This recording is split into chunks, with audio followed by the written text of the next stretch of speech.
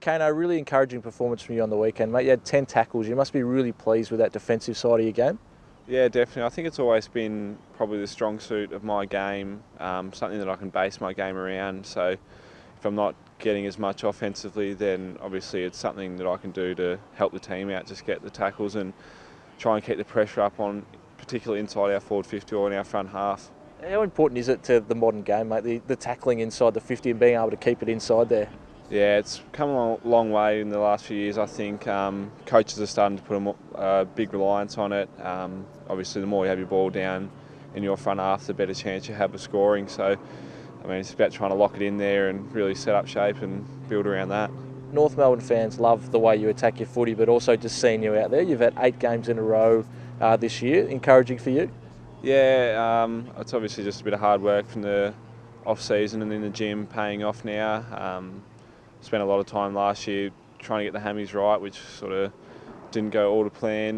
But this year, obviously, touch wood, it can stay and keep getting these consecutive games. A bit more confidence from me and confidence in the body each week.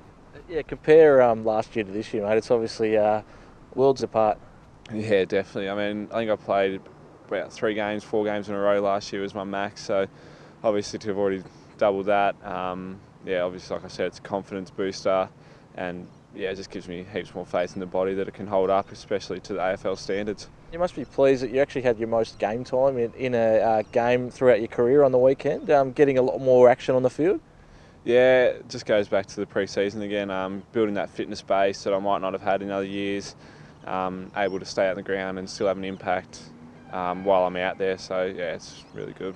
And I guess finding the footy is probably not a trouble for you, but you probably could find a little bit more of it. You're really high defensive pressure, but how much focus for you is on finding more of the footy? Yeah, we made it a big focus coming into this year to just sort of bump up the possession gains, particularly in forward half, not so much in the defensive half, getting easy kicks, but up the ground, trying to get inside our 50 or just get something attacking going for us. So made it a big focus, and it came down to sort of my running patterns and where I was going to get the ball, and we watched a lot of vision with Lee Tudor and Lindsay Thomas and guys like that that helped me out sort of along the way, just to where they'd go, what they'd do, where to find more ball, so it's paying off.